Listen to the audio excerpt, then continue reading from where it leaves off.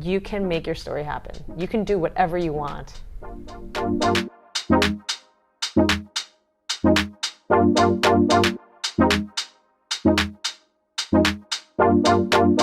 And with Asians on a whole being a minority, sometimes in a minority, they tend to be quiet, especially if they're of Japanese heritage.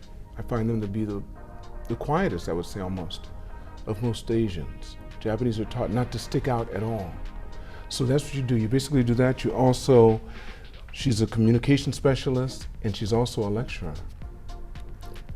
Without any further ado, Kyoko. Nice to meet you, Kyoko. Thank you. Nice to meet you. Thank you so much for inviting me. And yeah. It's an incredible view.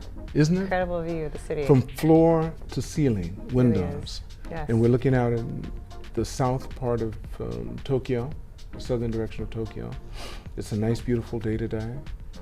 Very hot. Very few clouds. It's hot, but we don't feel it. We don't feel it. Let's start off with where you were born. I was born in New York. In New York. Did you live there most of your life? I always tell people that I grew up in New York and Connecticut, but most people who are not from the U.S. aren't familiar with Connecticut, right? Well, they're not really familiar with the states, so if I start saying specific cities, just don't get into it that much. So I just say I grew up in New York and Connecticut, and I lived in Great Neck, New York, until I was 7, and then we moved to Stamford, Connecticut. So my dad always worked in Manhattan forever, so we were always about 1 hour away from the city. And yeah, my upbringing for 18 years, I was in that New England area, and some of the best school systems and lots of Japanese people back in that era of time. But I think even now. Yeah, sure. But especially in it was 70s and 80s. So when my parents moved to New York in the 70s, it was just a big boom of Japanese companies going to that New York area. Prior to the bubble. Yeah. Prior to the bubble that burst actually in the 90s. Yeah. I mean, they were going everywhere. Yeah. They were going everywhere. Not to say that they hadn't already started going, but it just became more obvious, and people were seeing Japanese everywhere. Yes. Students and everything else. Yes. Because they had the money to travel. My wife was one of them. That traveled quite a bit. Now, you already told me that you have 2 older siblings. Yes. And one of them passed away. Yes. I'm sorry to hear that. 2 older brothers. Yes. Right. So I have an older brother. He's 5 years older, married to a Japanese woman, and has 2 kids. And then I had another brother we were in fact 18 months apart. Like my first 2 kids. So you were very close. It's not just the age, we were soulmates. He's the best friend. We were part of the same tribe. We liked hanging out together, and we talked a lot about life and family and dreams, and we traveled together as well. So my other brother, love him. We just don't have that type of relationship. And my brother who passed away was my soulmate. So he passed away in 2019. And that's part of a big reason why I'm here right now in Tokyo 4 years later, is because his message was make it happen. He was somebody that always did what he wanted to do. He had a clear vision of things that he wanted to achieve in life, but it was mainly, it's not that he was stuck on, I need to go here. He had a lot of interests. He was thirsty for knowledge, and he was fearless. So losing my brother was the biggest heartbreak of my life and the biggest gift of my life, which was, what am I waiting for? So in 2019, I was really at the best physical, mental state. I had spent the last decade not feeling very well. I had divorce, I had a lot of health issues, and so I wasn't feeling that great. And right before my brother passed away, I was just getting a lot of energy, a lot of courage, confidence to move forward with the communication work that I'm doing. But I was still hesitant. I was still being safe and cautious. And when he passed away, the message was, get on with it. Right. Make your story happen. And so I started speaking on stages. I started booking, I just started going out on social media, talking about communication, how to improve your communication, and just went for it. And you haven't stopped yet. I haven't stopped. You're going for it. Had your brother gotten married? Yes. So did he have children? He did. How many children did he have? One. He had one girl, Okay. one baby girl. She was 18 months. Your niece? Yes. And they got married 2 years before he passed away. So it was, yeah. The timing was absolutely horrendous in terms of they had just started a family. So it was unexpected. Obviously. Absolutely. Obviously. He was healthy, athletic. He went to Ivy League school. I mean, just brilliant, charismatic, annoyingly talented in the way that he could sing, he could play the drums, he could play the violin, guitar. He was like musically, he was creative as well as just gifted in other ways. Athletics, as in he was, do you know what slacklining is? Yes. I think so. It had its peak for a second, then you stop hearing about it. Yeah. So he was obsessed with that, but he played a lot of sports, and he played, I don't know, he was a skier, snowboarder. He just loved sports. Do you mind me asking how he died? He... if you don't want to talk about it, no, it's okay. It's he had heart failure. Okay. He woke up one Saturday morning with his family and wasn't feeling that great. His breath was short, and then he stopped breathing, and they brought him to the hospital, and that's it. So... But he's been a great source of my inspiration. One of the main reasons why I'm here in Tokyo. Ready to, I'm here, I'm ready. Okay. I have been ready. I got slowed down because of the world slowed down. It did, didn't it? Everyone got slowed down. For 2-3 years. It was good. Let me ask you this. What type of child were you growing up? So in elementary school, were you more academic or were you more physical? I was both. I grew up very privileged. My parents did very well in those days, and we went to school in some of the best public school systems in the U.S. So we went to public school, but private level, right? At private school level education. So they spent a lot of money on our education. That's what they did. They invested in, if we wanted to dance, ski, swimming, tennis. I never particularly loved going to school, but I could do it. I could do it. I don't know, some people love going to school and some love learning. Some kids don't. I guess I was good at following rules. But the memories that I have was very positive. But if you say, was I more sports oriented? Was I more academic? It was both. I did both. And it wasn't heavily weighted on one or the other. It was just something that we did both of, especially in high school. In high school, what did you find yourself gravitating more to, academically and sports-wise? Arts. Arts, you enjoyed arts? Yeah, I was in choir, and I liked theater. And when I was probably 13, I don't know, I felt as though when I was like a young, 12, 13, 14, 15, around there, I thought I wanted to be an actress and a singer. And I thought I wanted to be a singer. I talk about this in my course, in fact, that when I was younger, I went to an audition thinking that I wanted to do that as a career. And I was told basically that I didn't have talent, or that that's not what they were looking for. And how old were you when this happened? You were a teenager? 12, 13. And you went where? To an audition? Sure. Outside of the school, or was this within the school? Outside of the school. And it made me think that I wasn't good enough, that I couldn't do it. I think that would do it. Yeah. And 30 years later, I changed that script, and I'm going to be singing in Tokyo, in fact, on this Friday. This Friday, really? Yes. Because I did see somewhere where you said you're also a singer. Yeah, I do it for fun. What type of singing do you do? Jazz. It's jazz standards. We're doing a lot of variety of songs. I started taking singing classes at the end of 2020 during COVID because I needed to do something that wasn't work, that wasn't sports, right? And it was social things had come down, and I felt stuck in terms of my creative energy. So I wanted to learn something new and do something creative, not work, not sports. So I found a singing teacher, Mariana. She's incredible. She's a music therapist in Spain, so I go and see her once a week. We're here? In Barcelona. So I am based in Barcelona, Spain, and I've been living in Spain for 17 years. And in fact, we are doing Zoom calls and Zoom classes as I prepare for the singing. Do you speak Spanish? I do, as well. So you learned Spanish before you went to Barcelona? The second language in the U.S., you can usually choose between Spanish and French. Yes. So I chose Spanish. And then, but I never fully learned how to speak Spanish until I moved to Barcelona. but I had a lot of grammar, many years of grammar. Right. And the reason why I moved to Barcelona is because I did a semester abroad when I was at university in Madrid, fell in love with Spain. Okay. We're going on, No, because you I got a lot to tell you. You said in university in Spain.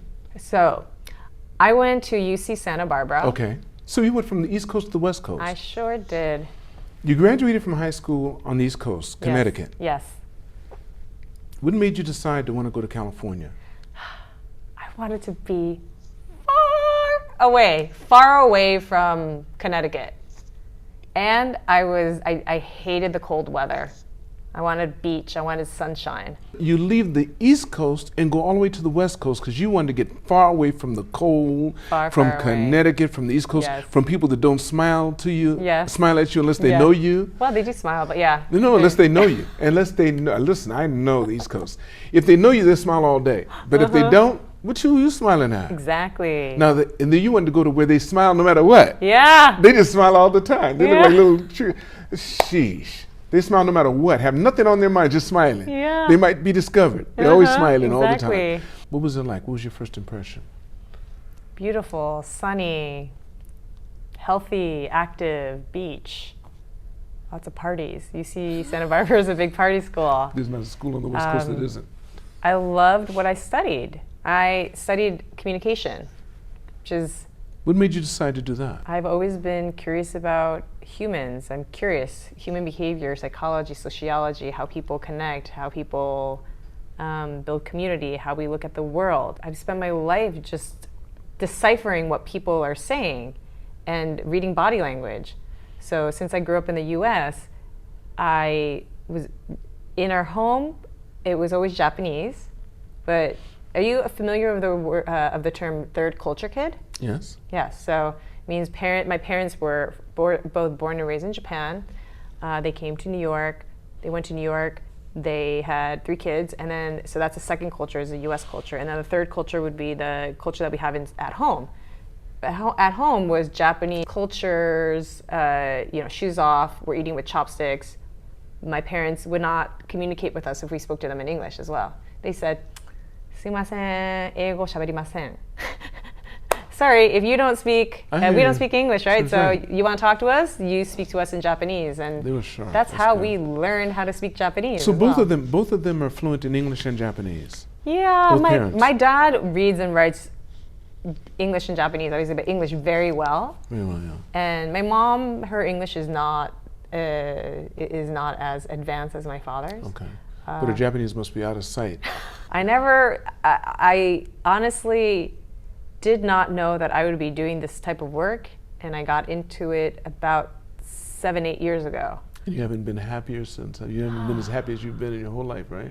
I am so passionate about what I'm doing. And one of my keynotes starts with you. It starts with the conversation that you have with yourself.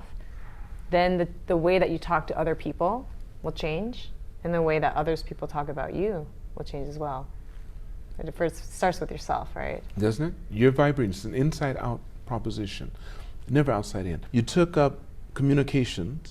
Did you graduate with a communications degree? I did, yeah. And that type of work you can go, mainly if you want to make money in communication, you go into consulting work. Okay. Corporate consulting. All right. But I really loved what I learned, and when I went to get my first job out of university, I realized that most people do not know how to communicate. Managers, how to lead teams, leadership.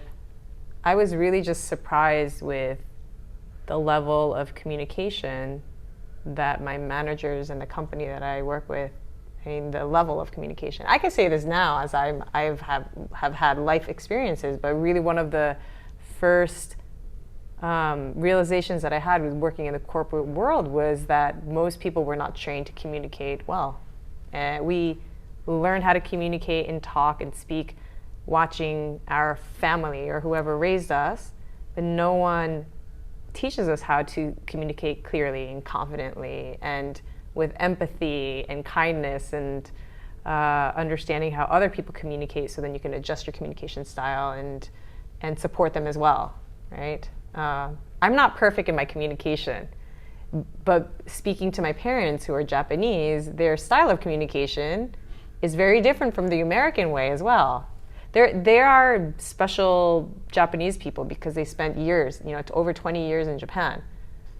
However, that I would use the word, Japanese people are not always direct. There's a very passive way of speaking. And so I spent my childhood trying to interpret what they were saying, right? Trying to understand, because they would say, what I say is not what I really mean. They would say stuff like that. They say there's this cultural aspect of we say this to people, but that's not what it really means. When somebody says, it's okay, you don't need to clean up or you don't need to help, my mom would always say, that's not what they really mean. So, for example, here's a really good example. We would be invited to a Japanese friend's house. And my mom always taught me to clean up for yourself, say thank you, and then help clean up the table. And so I would say, Mrs. Sato, can I help? And she says, oh, no, it's okay, just leave it there. And then my mom would always say, get up and do it anyway, because she's not going to tell you that she wants you to do it, but she'll really appreciate it. Those were my first lessons as a child of really going beyond what else is there other than the words that they're using. And so that's the Japanese culture. That's right. American culture is very, explicit, right? What you say is what you mean. Don't worry about it is don't worry about it, right? Japanese culture is very, very implicit. So you have to read between the lines. And so that was my life. And then when I went and worked in corporate world after I graduated from university, I imagined or had some sort of expectation thinking that people have a higher capacity of directing their team. I was 22 when I started working. What do I know, right? And I had expected somebody, the company and the managers to be able to help me, to guide me more.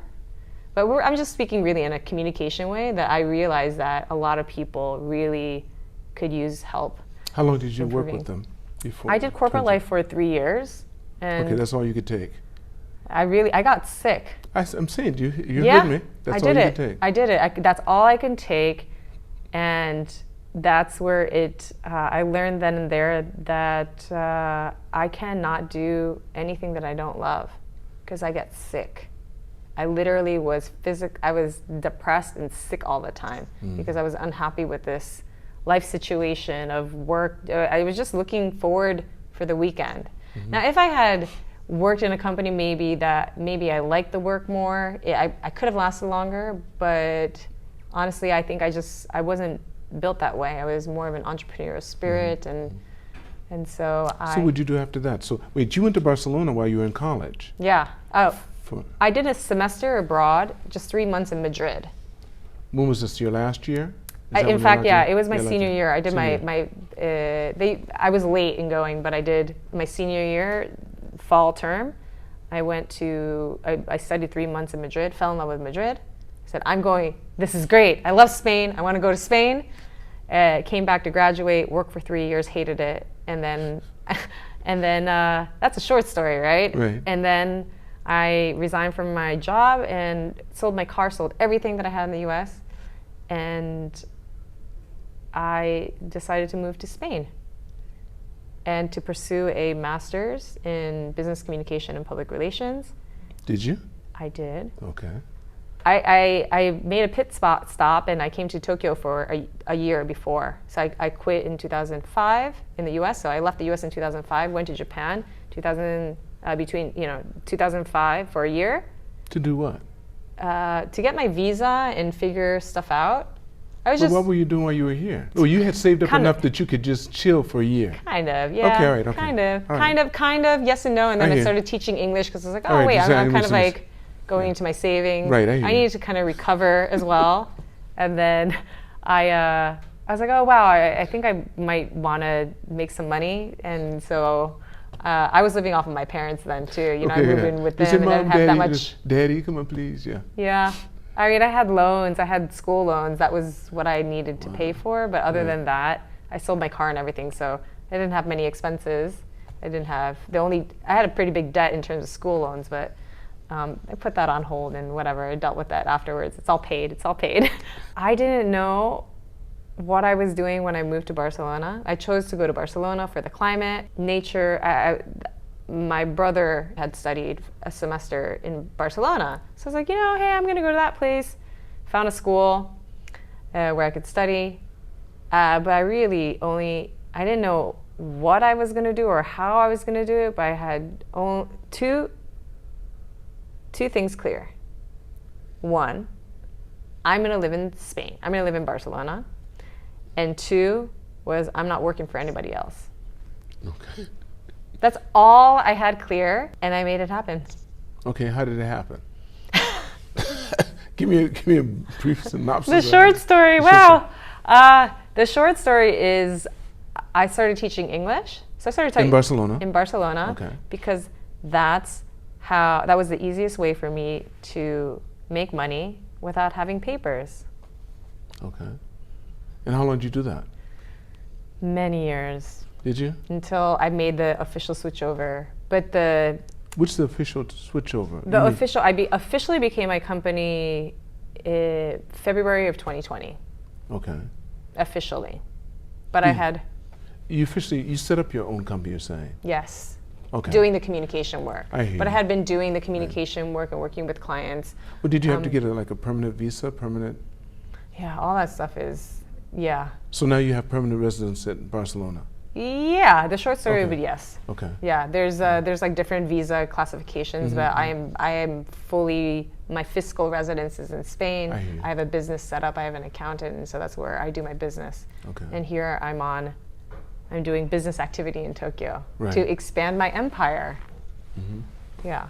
Okay. So, yeah, you started introducing me as a communication coach and a lecturer. Right. But in fact, I do less lecturing. It would be more communication training and keynote speaking as well to inspire business owners, creatives. And right now I'm really into helping Japanese business owners in the business community and Japanese people who are ready to get out on global stages. Okay, so even though you don't live here now, they can contact you online. Yes. Your Japanese is fluent. Yes. Spanish is fluent. Yes. And everyone can see that her English is flawless. It's okay. So you know where to contact Kyoko. You'll be able to tell through this podcast on the bottom exactly how you can contact her, and all of her information will be there so you can get with her. Kyoko, before I end the podcast, there's a question I'd like to ask everyone. If you could magically go back in time and meet the younger Kyoko and give her advice, how old would she be and what advice would you give her? I would be 13 years old. I would walk up to 13-year-old Kyoko and say, you can make your story happen. You can do whatever you want. Don't be afraid. Don't wait for the perfect moment. Move forward. Go after what you want, because you can learn to do anything that you want in life. That is beautiful, Kyoko. Thank you so much. Thank you so much. Thank you. I hope I get to see you again when you come next time. Yes. When you're here. I am here, by the way. So until when? I'm here for 2 months. And my hope is that I will be here anywhere between 3 to 6 months. So that's something important that I want the community to know, is that I have just started this journey of building a life between the two cities of Barcelona and Tokyo. So you plan on using this as one of the Yeah, and this is just the beginning. Well, I hope I can help you continue that journey. That would be beautiful. That's why I'm really here, is to connect with you and everybody who is making an impact in Japan and the world, right? But we're starting right now in Tokyo with rule breakers, with game changers, with innovators, with people with energy who want to make an impact in Japan, globally, personally, professionally. I am here and I'm just starting right now to get visible and create awareness in Tokyo. So that's really what I'm doing this summer. I'll be right there beside you. Thank you. Arigato. Thank you so much for having me. I want to thank all of you for watching this podcast. Make sure you press like and subscribe. And never forget, it's all on loan, so continue to reach for the stars. Because you're too blessed to be stressed, my friends.